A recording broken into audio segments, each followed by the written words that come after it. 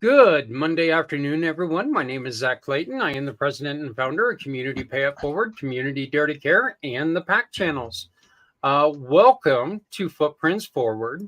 And as you can see, we have us a pretty full house already. And this does not even include our guest, which is a full thing. And then there goes Patrick trying to play hide and go seek like he loves to do. I mean, Patrick thinks he can just pop in and pop out whenever he wants, and he's a big shot now. He started his podcast on the channel this morning. So look at him go. Ladies and gentlemen, this week, while I was actually, it was late last week, while I was preparing for the show, I pulled up statistics from the CDC, and we're going to be talking a lot about these because I found out something that is just, we were talking about a little bit. Dennis can understand it a little bit, but the truth is, I thought the numbers were going to be a lot different. And we're going to be talking quite a bit about that with our guest. She is a Community Pay It Forward partner. She is a wonderful, wonderful partner. She's been a partner with us for quite a while. And I am thrilled that we get to talk to her again because I have not talked to her in a long time. You can find her on our website, communitypayitforward.us under Care Matters LLC, and it's Kimberly Diaz. And we're going to be bringing her up in just a little bit. But to get started, I want to go on ahead and ask Miss Stephanie, the goddess of the grape, give us your introduction, please. Of course. I'm so happy to be here, joined by the family. We're just missing a few here. Wonderful. Hi, everyone. My name is Stephanie Simoes. I work with nonprofit organizations and people year-round to assist with fundraising through One Hope Wine. So what I do is I specialize in fundraising, gifting, private wine events, and wine delivery. And when you pour a glass of wine or send a gift, it's a great feeling to know that that bottle is making an impact for a nonprofit organization that's important to you. Zach and I run a monthly show highlighting smaller nonprofit organizations to help them fundraise, but most importantly, to get their mission out there to more people. So if you're not there yet, you can follow our monthly mission at Community Pay It Forward, One Hope Fundraiser on Facebook. You can find that really easily in my link tree that's right below my name there, and give us a follow there. I am also the co-founder of New Heights Homestead. My husband and I are traveling 580 miles with our 5 children and our animals to build a mountaintop homestead from the ground up. Our goal is not only to have a more natural approach for our family, but to be able to support our community and nonprofits we love through this space. So if you're curious about topics like homesteading, off-grid living, animals, non-traditional home designs like container home builds, more natural living topics, growing food, you can subscribe to our YouTube channel and come on the journey with us. That's at New Heights Homestead, also in my link tree. This mission is super important to me because the last few years in working in the nonprofit space, I've learned a lot about where our systems are lacking in support.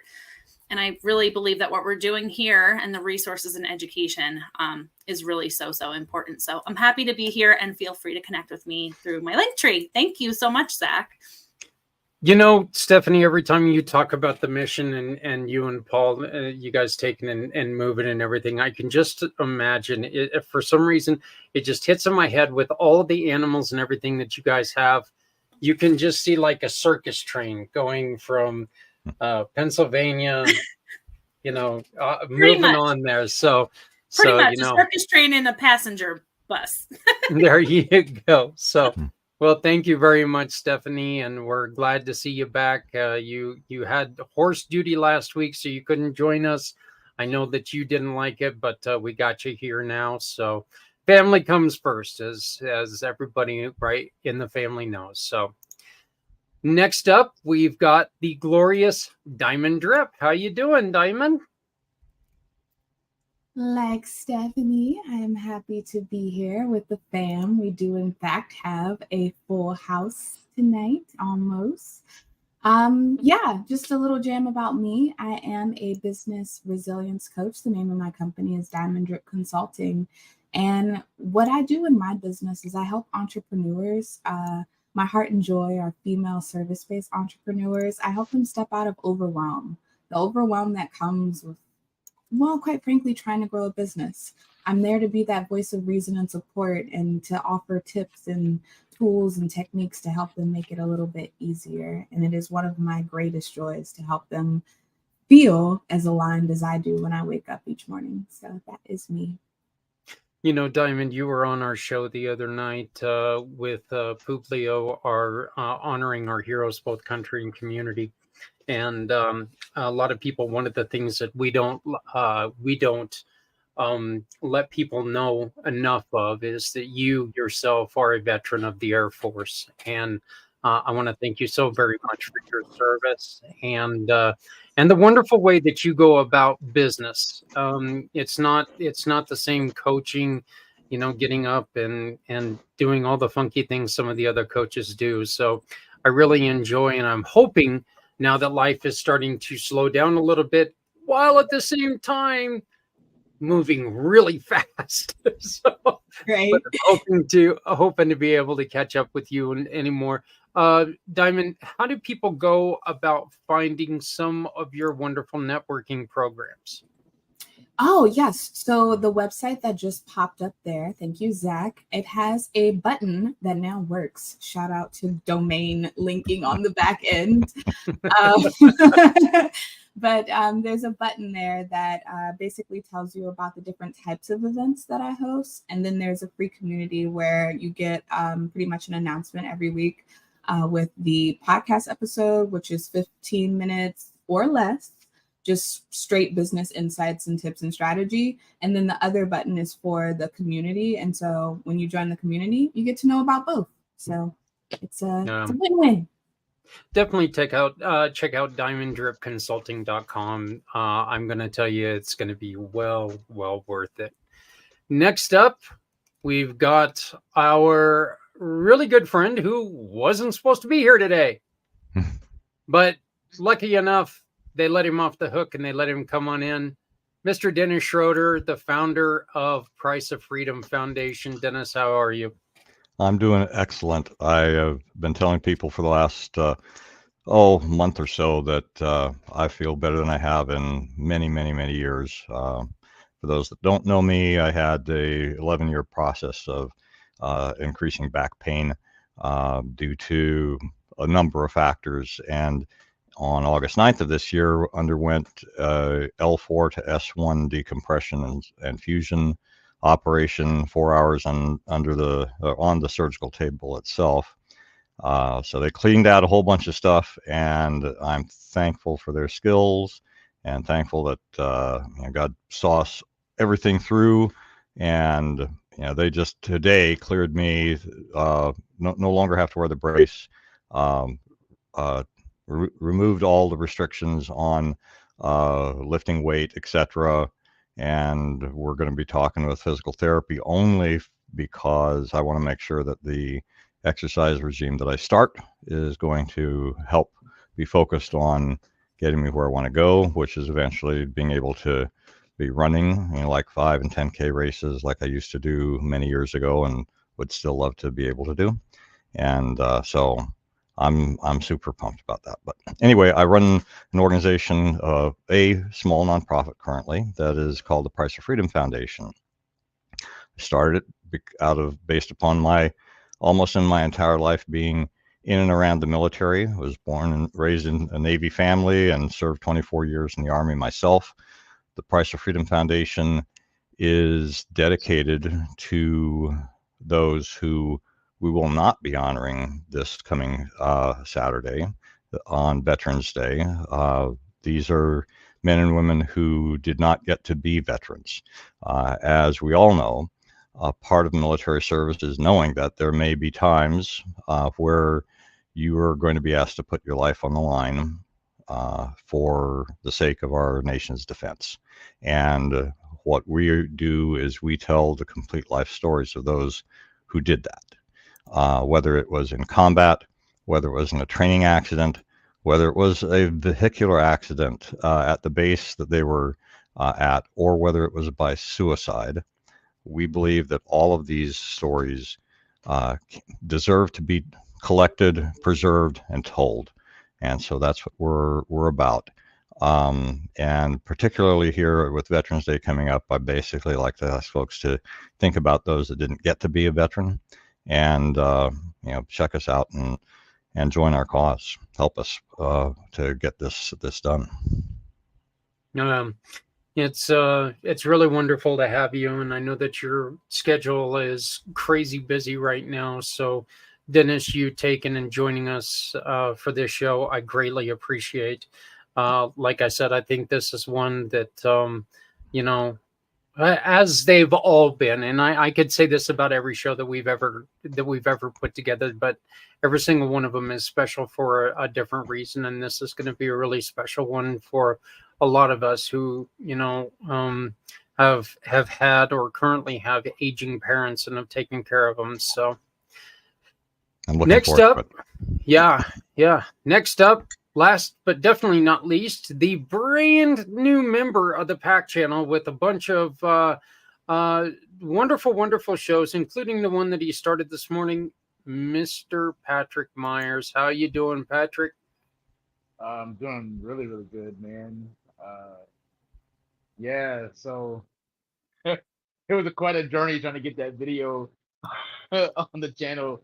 Oh man, I was like, what's on my computer? Yeah, but it finally worked out, man. It was pretty cool, and the learning process was pretty awesome. Thank you for giving me the opportunity to be able to do that, man. It's been a quite the ride with you guys, man. That I just did not see coming. And so it's great, man. Glad to see everybody here today. This it always makes me smile, man, seeing all y'all cheesing just like I am. So it's cool. Um, well, my name is Patrick Myers. I'm the founder of Call Edge Global, and one of the projects I'm working on right now is a media company called Consuming Fire Media, which we are putting out several different podcasts. These are the ones you're going to be seeing on the PAC channels and other things that I'm building at the moment. Right now, we have the Pitman's podcast. This is something you can find on Spotify, and we're getting ready to switch over to a live version, which will be coming out in the next week or two.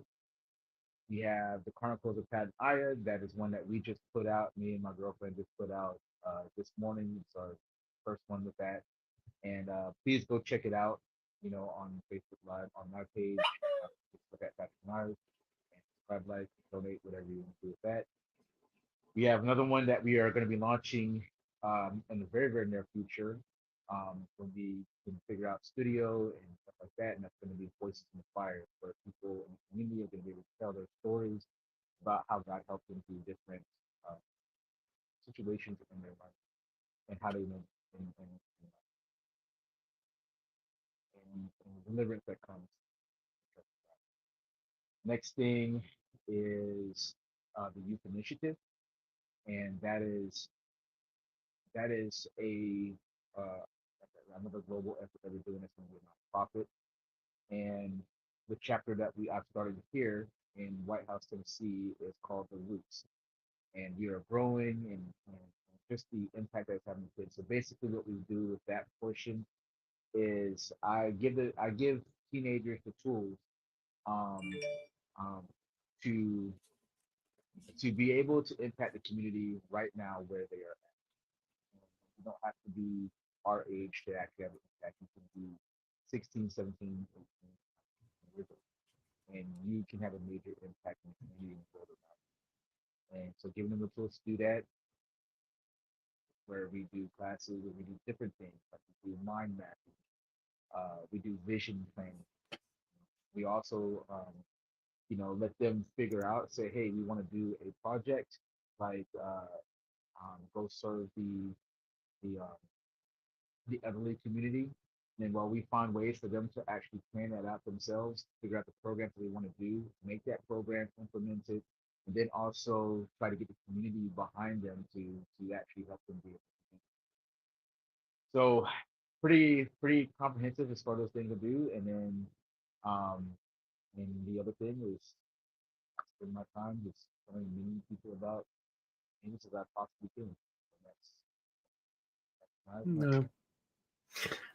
Well, as you can plainly hear, he does a lot. A lot. So, but welcome, Patrick. And I really did enjoy your show earlier. So I definitely ask people to, find find the way that you can watch it and come back, wherever you're watching right now, scroll down a little bit and you'll be able to watch the show from this morning. So, but thank you very much, Patrick. So our guest today, again, she is a wonderful partner of ours in Community Pay It Forward. I've known Kimberly for quite a while. We don't, of course, get to speak as much as I wish we could because, well, she's a pretty busy person. I like to claim I am too, but let's be honest here, I just sit here and play with my fish. Okay, I do a little more than that, but Kimberly is, she's got all kinds of things going on. She's she helps place nurses, advocacy, relocation and placement, which is so important for senior and senior living, private duty nursing, caregiving, and of course, the death midwifery. Kimberly Diaz from Care Matters Always is our guest today. Hello, Kimberly. How are you doing? Have to take the mute off. I'm doing well, Zach. Thanks for having me. Hey, no problem. And again, thank you so much for being here. Kimberly, you and I did meet quite a while ago in a networking thing, and you were just not getting started. You've kind of started to grow quite a bit, right? You've got other nurses under you. And why did you decide to go from working in another, just as a nurse, to doing this, to running this yourself? Why did I decide to go rogue? Yeah, there you go. There you go. Because after doing this work for 25 years and having just the empathy and the exposure to seniors and their families, I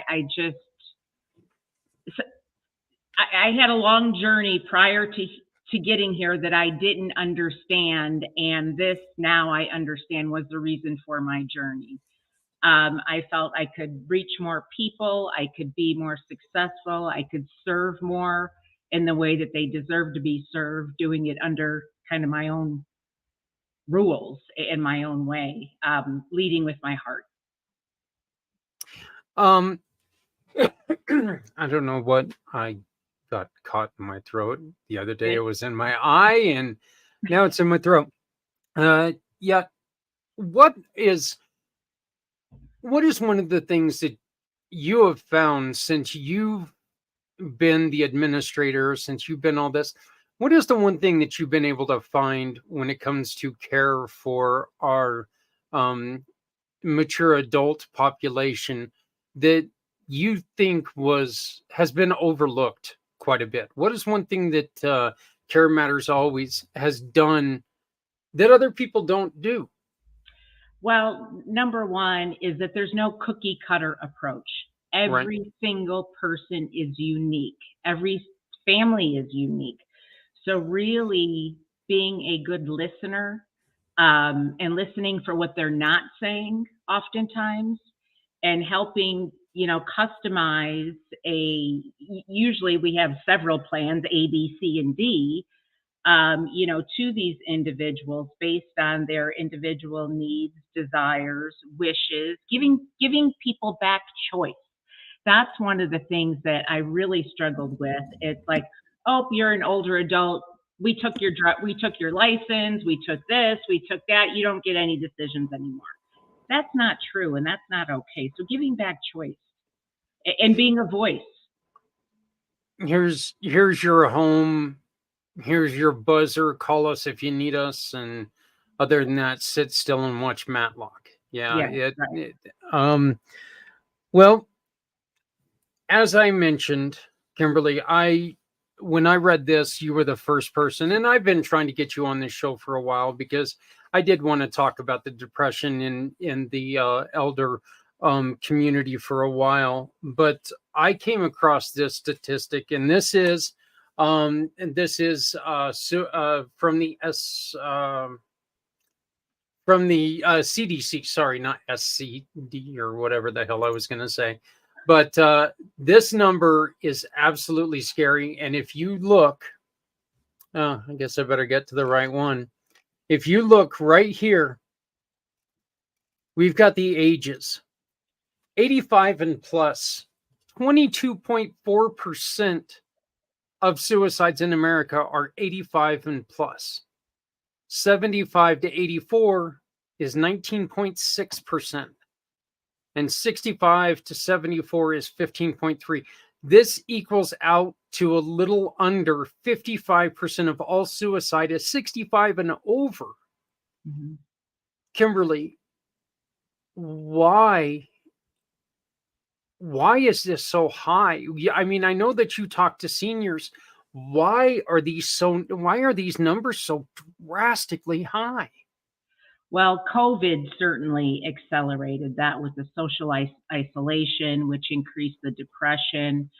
Also, just people who have had a history of previous suicide attempts, plus seniors, older adults that commit suicide are much more successful than those that are younger. And chronic illness, there's lots of reasons. And another stat that I often look at is actually caregivers. 72% of caregivers die before the person they're caring for because they totally lose themselves caring for that senior. So, I mean, this is a real travesty. I mean, it's something that needs, and it's just, again, going to show how poor of a job we do in mental health in America. It's still very stigmatized, and and I'm going to bring Stephanie, I'm going to bring you in on this one because this is something you and I have heard quite often in our show talking about caregivers. You also are a caregiver for your son who's been afflicted with pandas. You understand exactly what she's talking about. I do. And, I'm in a lot of groups, and thank goodness for the other families that kind of get it, right? Because we just recently talked about this being, the invisible illness, Zach, me really relating to that. It's tough. It is tough. And I can completely see how COVID and that isolation and taking you away from maybe that support person or those people that you were able to talk to get through your day and get through what was happening. I was very shocked with it being the elderly, though. Like the 65 and older thing, when Zach brought those statistics to us before the show, I was really surprised by that. I don't know if you can kind of enlighten us a little bit with that. I think that would be great. Have you worked with younger people also, Kimberly, or is it mostly elderly? There's a bit of a mix. I actually have a current client that I case manage, but I'm also using some of my death midwifery skills with her. She's 61 and had a fall a year ago, just kind of a freak thing, has had this awful chronic pain ever since. She can't even put clothes on her body because it hurts. Okay. She also has stopped eating because of that. She's 5'5", 82.6 pounds. Mm-hmm. Okay. She has a tube feed, trying to get doctors to listen. And we wound up having to kind of circumvent the physician, get her on hospice. And she's had morphine for the last 4 days. And in the first time in over a year, she is not experiencing pain. She had a full night's sleep. She's actually getting some of her appetite back, but she was just not listened to. They just pushed her off from doctor to doctor that said, well, we can't find anything. There's nothing wrong with you. Oh, it must be psychological. It's got to be in her head. So are you like the advocate for these people? Do they have family that are kind of supporting their medical journey? Because I know that could be a full-time job and it's stressful, because they're older, do they have, you know, children, or are these people sometimes without children and people to kind of advocate for them? Because let's be honest, the medical field, it's a business. They want to just pass you on to the next person. And if they can't prescribe you something, they're like, oh, okay, we're done. You're such a sweetheart saying it's a business. I was going to say racket, but I'm not a good guy. So, exactly. yeah. This particular client does have a husband, very, very concerned. Well, actually, they're partners. They've been together for 15 years. But he's the one that was led to me from the case manager at the doctor's office. And it was first just for a caregiver. And as we got to talk and get to know one another, he said, I need a quarterback. I am not a quarterback in this situation. I need to be here. I need to love her. I need to be with her. I need a quarterback. And I said, I can be your quarterback. So that's kind of how that went. So yes, advocate, quarterback. You know, I understand the language that's being spoken. So sometimes I'm a translator. you know, it just really depends. And just being an ear that can, you know, he can talk to and she can talk to, and push the doctors a bit, you know, push them to do things that are right. You know, they took an oath to do no harm. You are harming this woman. Yeah. You know, I think what that husband did is so vitally important. He realized his limited, he realized his limitations, and he says, look, I can love this woman with all of my heart. I can take care of her in that way. There ain't no way in hell I know how to take care of her. I don't understand what I'm doing. So that husband, I can actually kind of clap with my arm again. I just can't really slam my hands together yet, but getting closer. So, hey, Diamond, this is something that maybe you can help me speak to Kimberly on. Kimberly, do you ever have family members who want to go down the natural healing way rather than going for the morphine? Maybe they want to try, you know, some THC or psilocybin. Do you ever have anybody who wants to go in that way? And do you do that? Yes, I actually work with a awesome gentleman here in Lakewood who I've got his name down, Zach, because you need to meet him. And he grows cannabis. He does all sorts of things, but we actually started with some cannabis oil for her to see if that could give her some relief. I also brought in an acupuncturist that I work with, another girl that does hypnosis and RTT, if the client is open to that, you know. So I had a conversation about her because I said, you know, I can do all these great things as a nurse and have these interventions, but what do you want? And she just didn't want to be a pain anymore. So she was open to whatever. Did you have anything to add to that, Diamond? I just love that they started with the cannabis oils. I am a full proponent of natural medicine, as you know, as the mushrooms shine colorfully through in my background. No. But yeah, just we're introducing people. I'd love an intro. That's all. Yeah, absolutely. Dennis, you made mention of this first, and so you can't blame me for it, but you did mention that you are in almost in that 65 age range, and you mentioned how, you know, when we first read off these things off air, you were like, I can see it, the pain, everything, you know. So can you please expound on that? You know, sure. Tell us a little bit more about that.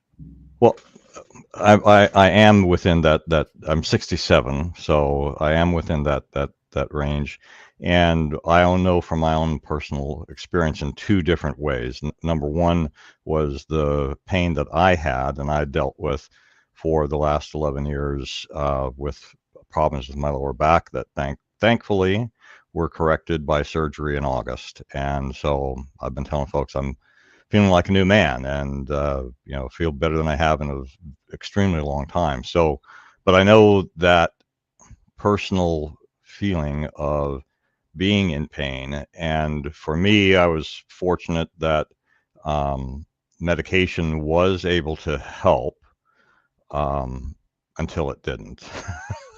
And this past year was when it didn't any longer. And it really, the second is because of my time in the Army. I was a medical administrator, medical service corps officer. And after the Army, I was in the medical arena as well as an administrative person. So worked for a college of nursing for about 5 years as well. So from a perspective of being somebody who is in the healthcare arena, this is a very interesting topic to me, and I think that it's very complex because as we get older, we have a lot of folks who have resources and assets that can help them, both financially and in their relationships and their lives, and then we have others who do not. And I think there's a big difference with those who don't have the financial resources to be able to have somebody help them, who have no health insurance, who depend upon Medicare and Medicaid.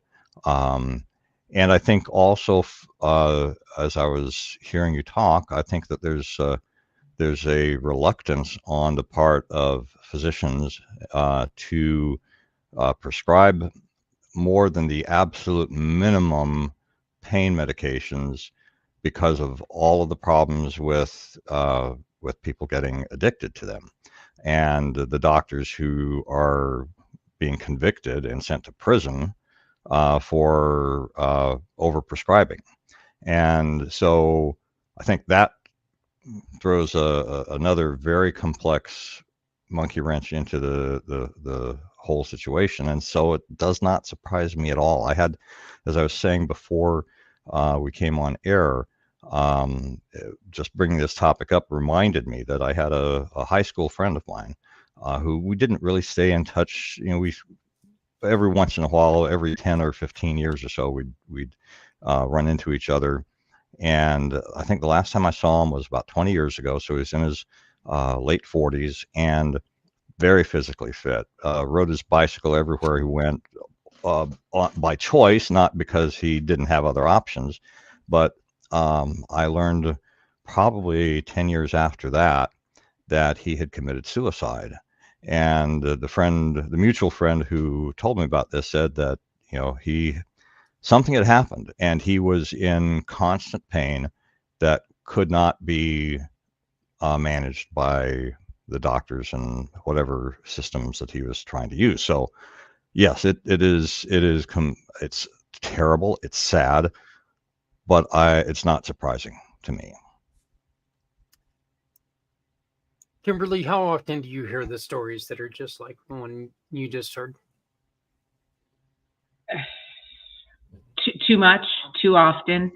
You know, we went from a society that we gave away pain medications like candy to cold turkey where you're not getting anything.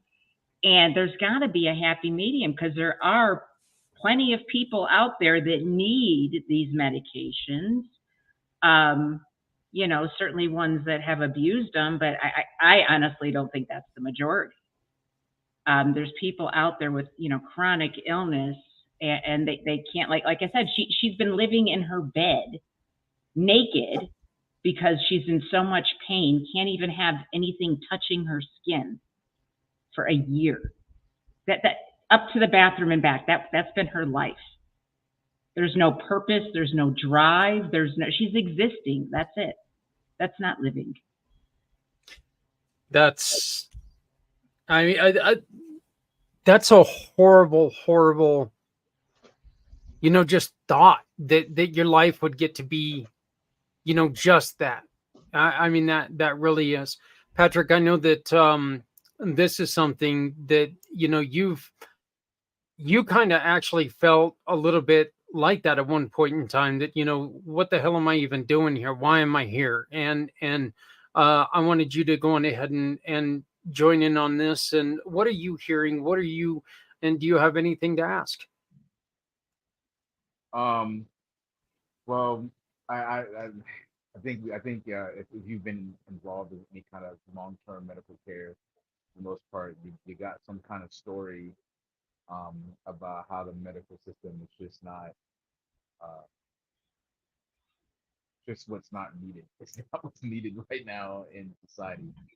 And I used to be actually felt some sort of way towards like doctors and nurses and stuff like that because those are the ones that bring stuff to me. But then I realized, when I actually was in the hospital for an extended period of time, like they are in they have the worst of it because they're dealing with what people are deciding from the top down and then having to do the same thing. So it's like the system's broken all the way up to the top, and there's we try to put blame on because we try to put blame on things that we don't understand.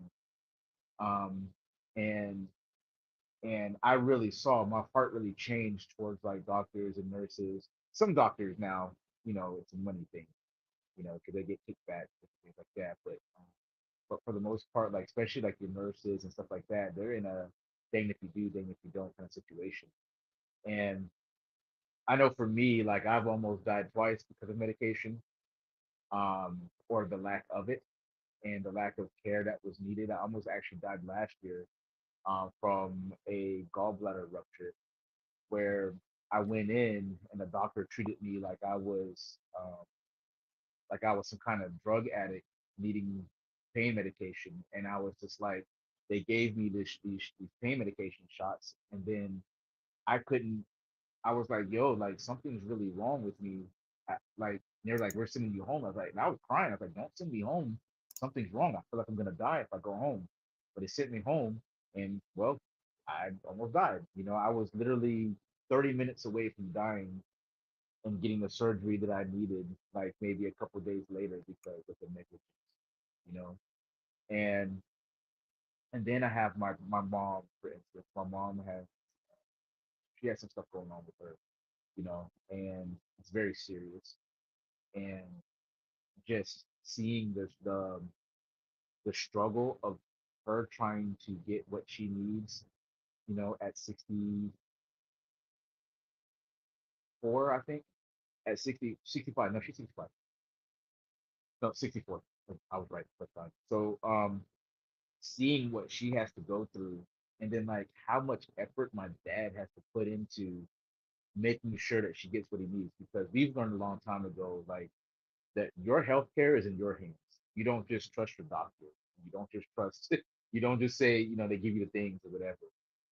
And so when you're saying all this, um, I just see all the elderly people in the communities that I serve that go through this. This is like common on a level that just doesn't make sense. This should not be common that so many elderly are going through this.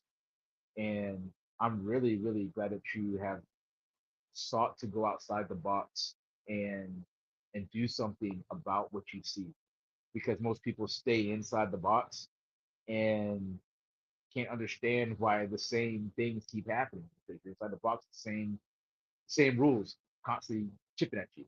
When you get out of it, you can do things beyond and help beyond what's happening. So my thing is, what really intrigued me is when you said that you're able to help elderly with choices, because I feel like that was one of the major things that was taken away from me in my healthcare, where I felt like was taken away from me, where I didn't know that actually I had more choice and power than I realized.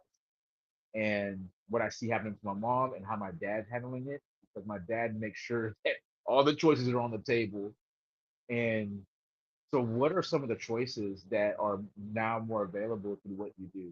Like, how do you help them navigate these choices? What are those choices? So it depends on which avenue you're talking about. If we're talking about end of life options, or just options, choices. So rather, let's say it's time that they need to go to a community. Giving them choices and options when it comes to that. Knowing I always tell families, please don't be, mystified by all the bells and whistles and the in the pretty chandeliers. I'm worried about what's going on in the back. How's your Yes. staffing? Who's taking care of you? You know, are they just meeting the, you know, the regulations, or are they staffed well? Have they, you know, come back from staffing? Has, you know, have you sought out a second opinion, a third opinion? Do you ask your doctor questions? Most of them don't. They just sit there and whatever the doctor says, or then they look at the nurse like, you know, again, a translator, like, what did he say to me? And then they have all these questions for you, because it's still that generation that what the doctor says goes. And unfortunately, that's usually not the way that people want to go. So just really encouraging, asking questions on their behalf, you know, making sure that they understand. I also deal with a lot of dementia. So that's, you know, another talk about a voiceless, Yeah. you know, group of people. And, you know, Patrick, you mentioned about, you know, medications and medical errors are still the third leading cause of death in America, killing over 250,000 people every single year. Yeah. I mean, this is just insane stuff. And the reason I know this stuff is because, you know, I see this. Well, I've got a med management program that I put out for people, because it's important that, you know, doctors don't talk. Computers don't talk to each other. People just assume that everybody knows what's going on, it's taking care of them, but they generally don't. So Right. It's put into a database, and because it's in a database, everybody's supposed to know everything that's going on. Yeah. Because, you know, life has been made easier by databases, but I mean, unless you really read and study that, they don't have that. You know, Kimberly, you just mentioned something, and I'm sorry to interrupt you, but you just kind of brought it up. Here are the ways that people are ending their life, and it's at 55% by firearm. And this one actually shocked me a little bit. I thought poisoning, because I know here in Colorado, an overdose is considered accidental suicide. Mhm. And so I was thinking, and I know that's the same in some states, but not all. So I was thinking that poisoning would be a little bit higher, and 26% is suffocation. And then of course you got 8% at other. But yeah, and you know, people dying because the medications are mixed wrong, or prescribed wrong, or so many other problems that can be had. So you were just mentioning it, Kimberly, and I want to ask you a question about your wonderful caregivers.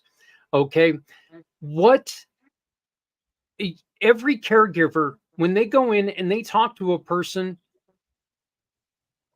they have more than one job. They have a list of duties that would a normal person look at and go, "Oh, hell no. I can't do all this in one day." Yet your caregivers have to do that for every person they see, right? Yeah, and a little bit different about me too is mine is it's consumer driven care. So the caregivers are independent contractors. Right. They want to be entrepreneurs. They want to work for themselves. So I'm essentially a matchmaker. But you know, I'm doing the background checks, all of that, making sure they have the skills. But then they ultimately work for that client. So they're deciding together what care they can provide and what services they can provide, you know, based on their need and their knowledge. One of my caregivers, she was a cardiologist in Russia, but she comes here, she doesn't want to go through all that testing and having to redo that. So she's happy serving, you know, older adults in that way. She loves hospice. That's, you know, I did hospice for 15 years. That's my jam. So, you know, it's really, this also empowers the clients to be in control. The people that are receiving the care to have a say in how their care is delivered. Again, going back to that choice. And the fact that everybody is different, how they would want to be spoken to, how they would want their medications taken care. All these different things are unique to every individual. Yeah. Stephanie?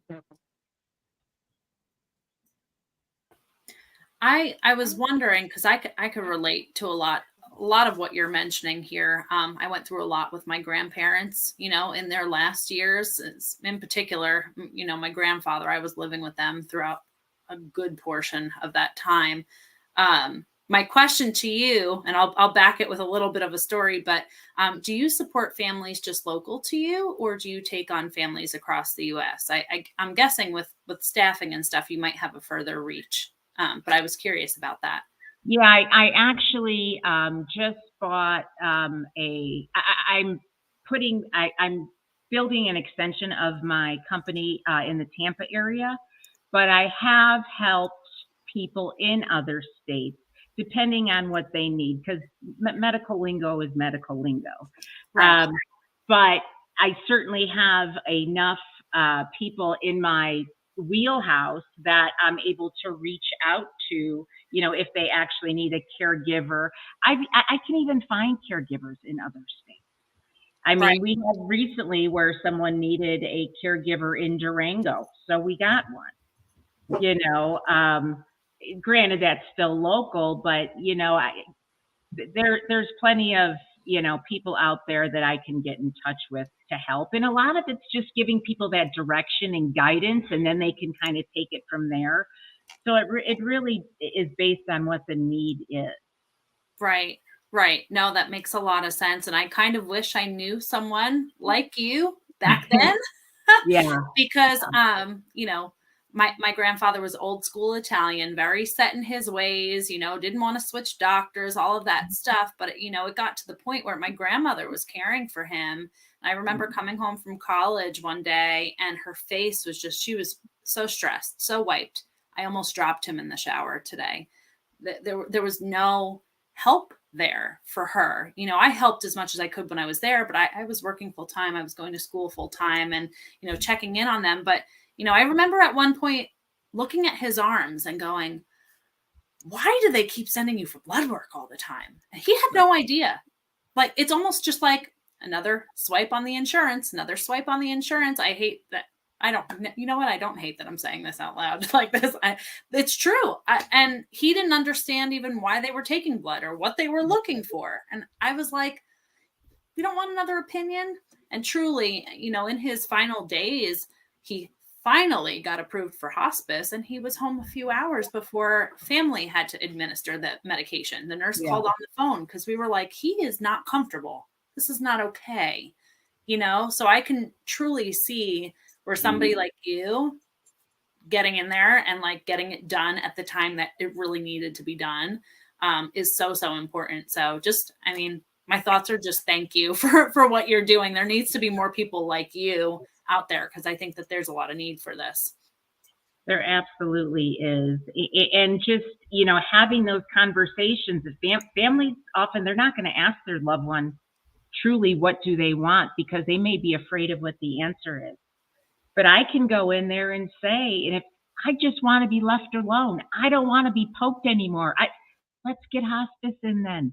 Let's let you enjoy the end of your life. There's so many different options out there, or talk about death. Let's talk about what you want at the end of life, because guess what? None of us are getting out of here alive.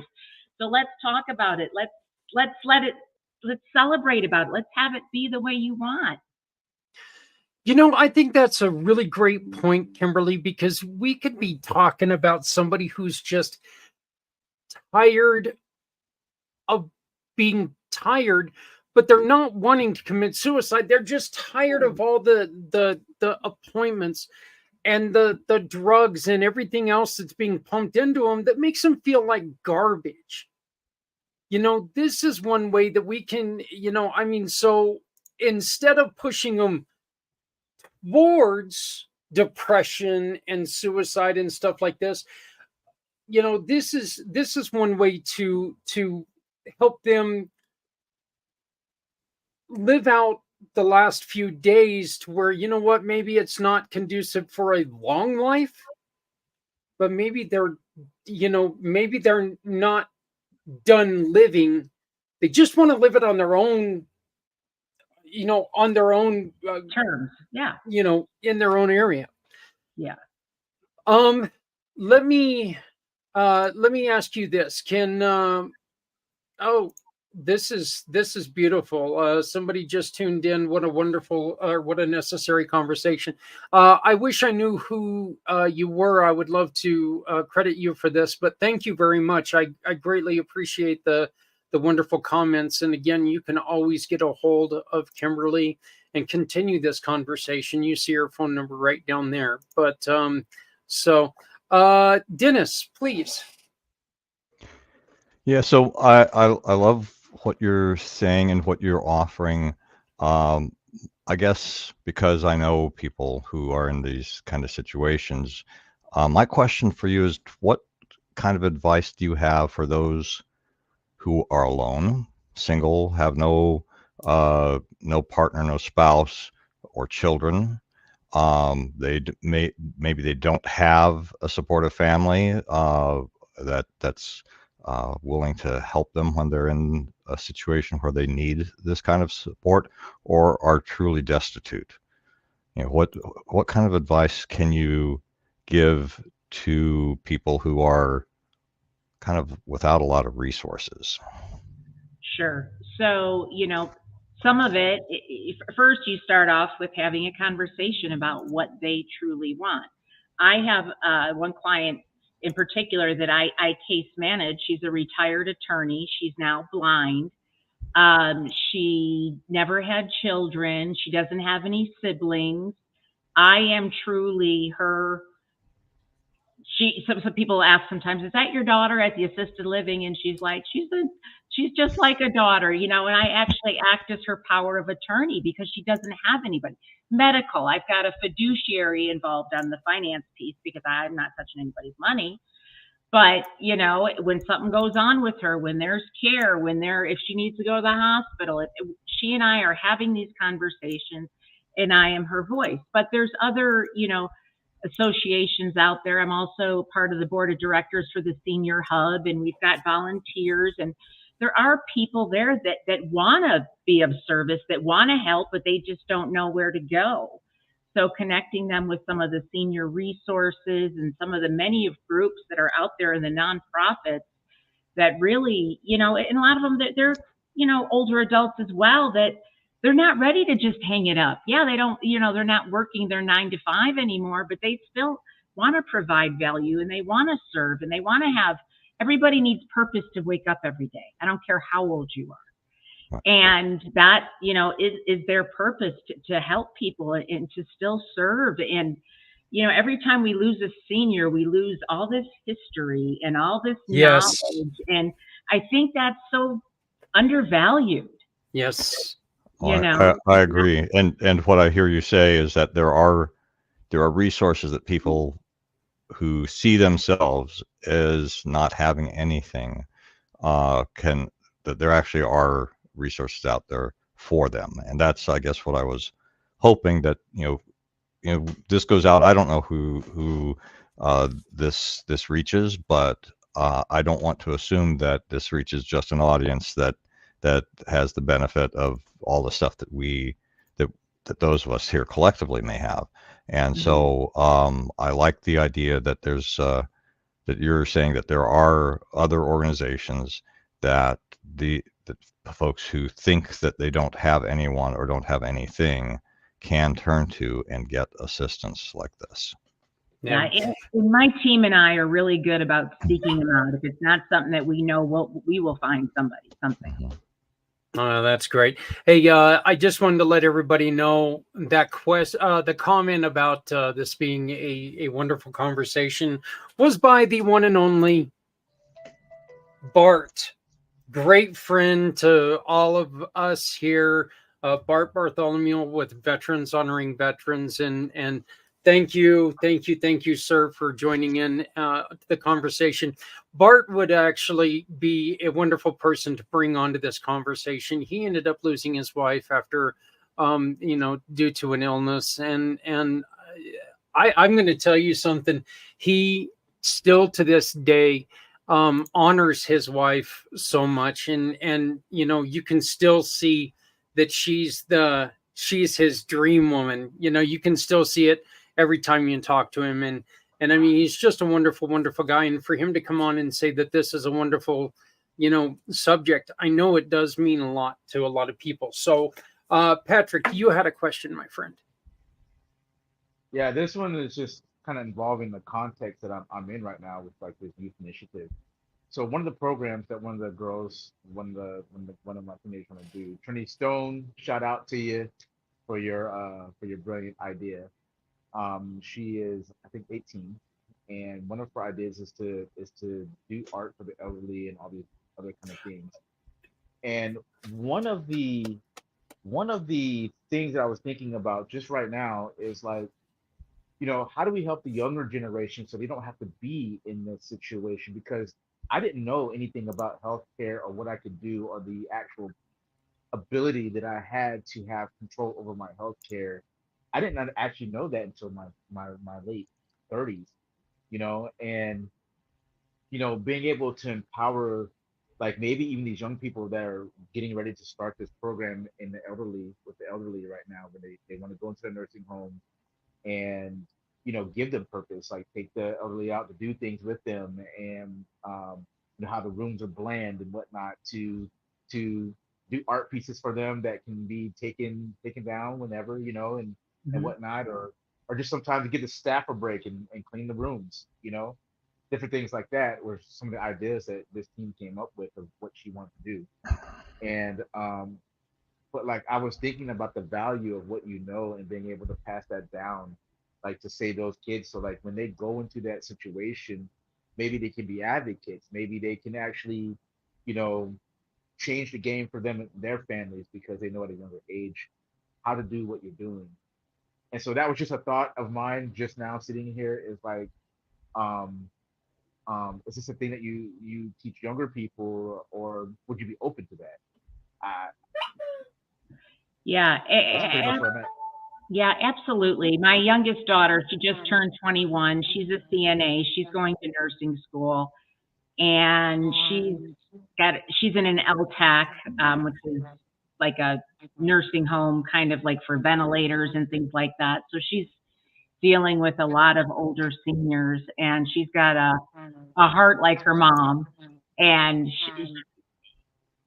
I think just educating, because otherwise it's scary, and there's this component of fear.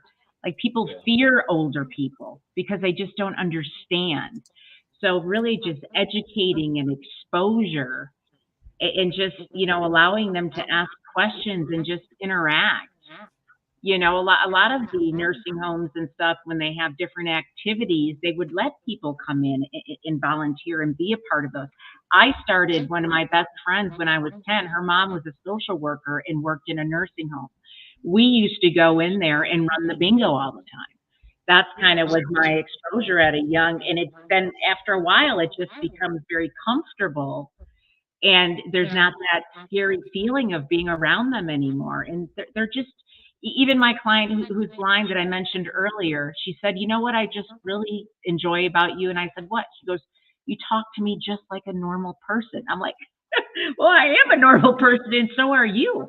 But, there's not the medical lingo. There's not, it's just, she's a person, and we're just talking about everyday stuff. So Yeah. it's just, fear is a big part of it.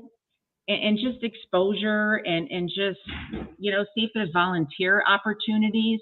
There's a lot of places that lost volunteers after COVID and just have not gotten them back, and do not have the time or the energy to focus on that. So I think if someone would approach them and say, "Hey, I would love to volunteer," or "How could I help support your community?" I think that would be very welcome. Let me ask you this, and I know that we're at the top of our hour. Stephanie and Diamond both had to run. They have another call. I know you two gentlemen have a call coming up at the top of the hour, so we'll end this here in just a little bit. But Kimberly, I think one of the questions I need maybe to have you answer is this: what do families, the individuals who are getting up there in age, and their caregivers or their children or whoever, what is the conversation that you suggest they should sit down and have to make sure that these plans are in place, that we're not sitting there and all of a sudden one has a stroke and, oh, what do we do now? Yep. And that kind of made me think, when Patrick was talking, it made me think about that, about early on making your needs known and really spending some time and thinking about that. There's never too early of a time. I mean, I know it as a mom, you never want to think about your kid passing away or something happening, but it's important to have those conversations and just make them normal conversations, so they're not scary, but so that you understand and that you know what somebody wants. I had somebody reach out to me recently. Her mom's a retired attorney. She's trying to have those conversations. Her mom says, "Why? You want me to die?" So we kind of talked about some different questions and things that she could, turning it around. Mom, I need you to do this for me, so that it's not about mom. It's about the daughter. This is what I need from you so that I can help you, to put me in it, so you don't leave me in a bad spot. Sometimes turning it around that way is helpful, because they don't want to be a burden to you, is what it is. Yeah. But really, when they know what you want, that's how you're taking away that burden, by letting them know what you want. Look, there are so many illnesses out there that take away the ability to communicate. And if you're not clear on someone's objectives, you're left You're up guessing. to, You're guessing. yeah, you're guessing. And again, I wanted to bring, I don't want to show this, but I think it's very important to show this again. And this is just a very, very scary page.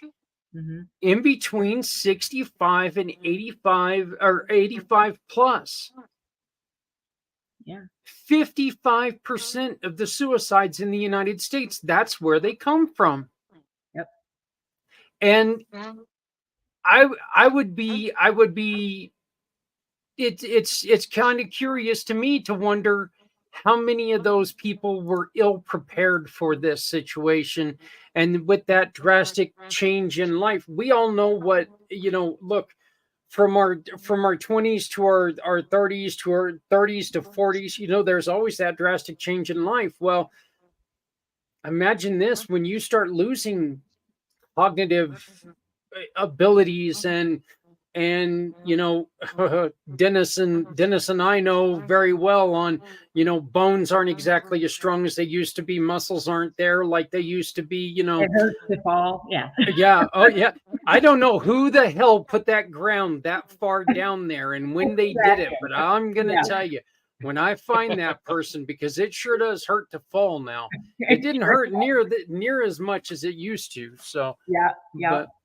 So this is just really something that, you've got to communicate. This isn't, look, nobody wants to talk about your mortality, but it is a must to make sure everyone's happy. Yep. So, Yep. Mr. Patrick. And when you're talking about Medicaid or something like that, that's one of the things that people can use their money for, is paying for that. And that's, some qualified expenditure. So use that money to pay for things the way you want them to be. And in Colorado, we have so many options. We've got water cremation. We've got fire cremation. We've got open fire cremation. We've got green burial. We've got, traditional. I mean, there's so many options here in Colorado compared to other states in the nation, that you really have a lot of options. So think about them, talk about them. What do you want? Let's before we let you go, let's bring up the I'm sorry, I called it the death midwifery. Can you explain that? So it was a certification that that I got through kind of a master midwife, death midwife, and it is thought that you leave the world through the same portal as you enter the world through. And there's been midwives for a long time for delivering babies. The death midwife, it's really not a new thing, but it's becoming more popular, I think, which makes sense with our aging population. But again, it's going back to giving people choice at the end of life and honoring them. And, sometimes it's having those conversations. Sometimes I'm asked to kind of mediate with a family because they really want mom to talk about this and she's not willing to do it. So sometimes I'm able to, talk with mom and have those conversations and just kind of get the juices flowing in the family talking. Sometimes it's, leading them to some of my estate attorneys that I work with to make sure that everything is set up and worded the way they want it worded. People think that when they have a will, you're good to go.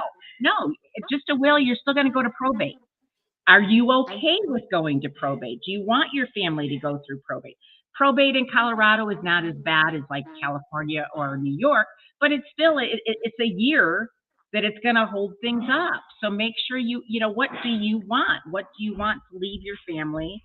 If you hate your kids, then go for it. But if you like them, you want to, but it comes down to that, Sometimes they're like, I don't care. Or their plan is to have their kids take care of things. Well, did you tell your kids that? Are they aware? Yeah. I don't think they know about that. So sometimes it's sitting bedside, helping, hospice, referring to hospice, and being involved throughout the process.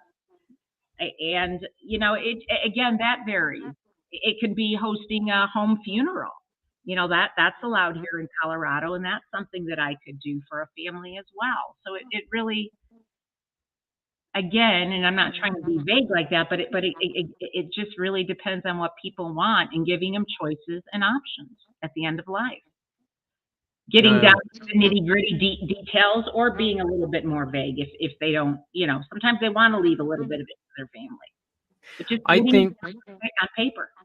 Yeah, I think one of the reasons why, of course, it's going to be fear why somebody doesn't want to talk about these things, but I think, and this is just for somebody who I do have these conversations with my parents. We try to make sure that everything stays aligned, and we have these conversations all the time, because if something looks like it's going to change a little bit, we need to make sure that we have this conversation and everything's lined up like they want it. Look, the way that I approach with my parents is, look, once we talk about this and we have a plan, then that fear that you've got that's going to happen, it doesn't have to be there no more, because we know how we're going to take care of you. Now you can live your life. Right. Live your life knowing that, hey, guess what? Look, it's going to happen eventually. But now it doesn't have to be something that we have to constantly worry about every day. Right. It's not a matter of if, it's a matter of when. Right. I mean, truly. It's a matter of when it happens. What do you want? And what to say? Failing to plan is planning to fail. I mean, I always think too, if you have a plan in place, then you're probably good. If you don't have a plan in place, well, then stuff's going to happen. Yep. Dennis, what did you learn? Do you have any last questions? Actually, I know we're over time, and this topic touches on basically everything that we have been dealing with here. So I think I'd like to leave this with saying this. I'm looking forward to our next conversation with you, Kimberly. Love to have you back, because estate planning, life insurance, faith, all of this ties in with this subject, because really, if in the end, we're all born to die. Yep. It's what we do with it in the middle, and how we live our lives, and what we believe about that, and what our faith tells us about what comes after. That governs everything else. And and realizing too about with the subject that we have of suicide, that it's better, in my opinion, better to live as well as you can and not take your own life, because it's still going to have a negative impact if you do on those who love you and care about you. Yep. Absolutely. Patrick.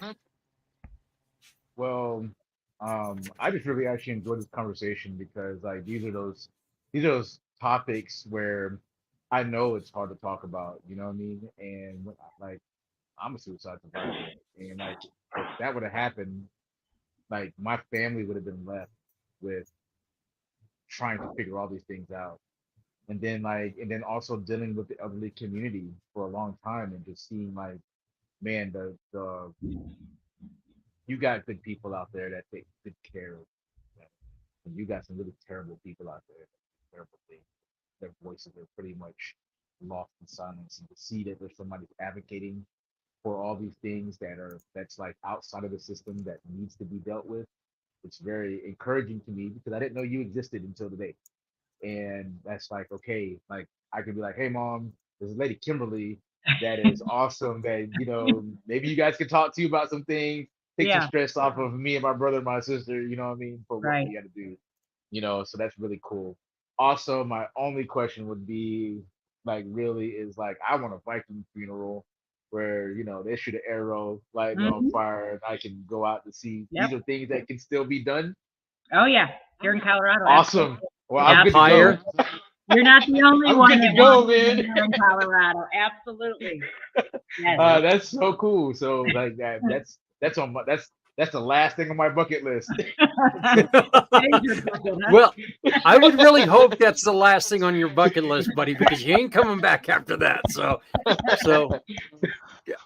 Kimberly, would you like to?